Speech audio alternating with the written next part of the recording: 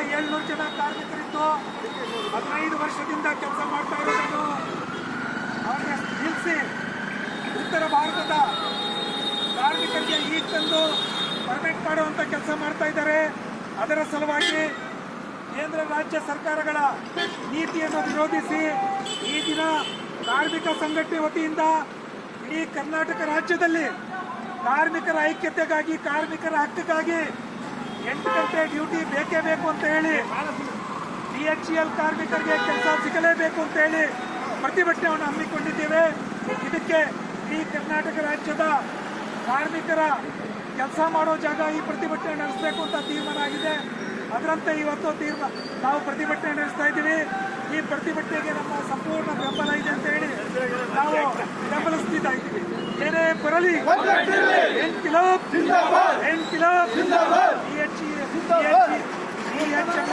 ಕಾರ್ಮಿಕರಿಗೆ ಕೆಲಸ ಸಿಗಲೇಬೇಕು, DHEL ಕಾರ್ಮಿಕರಿಗೆ ಕೆಲಸ ಸಿಗಲೇಬೇಕು, DML ಕಾರ್ಮಿಕರಿಗೆ ಕೆಲಸ ಸಿಗಲೇಬೇಕು, ಕಾಯಿ ಮಾತಿ ಆಗಲೇಬೇಕು, 8 ಗಂಟೆ ಡ್ಯೂಟಿ ಕಾಯಂ ಇರಲೇಬೇಕು. ಕೇಂದ್ರ ರಾಜ್ಯ ಸರ್ಕಾರದ ಪಿತೂರಿಗೆ ಹೇಳಿ ಧಿಕ್ಕಾರ. 8 ಗಂಟೆ ಕೆಲಸ ಕಾಯಂ ಆಗಲೇಬೇಕು.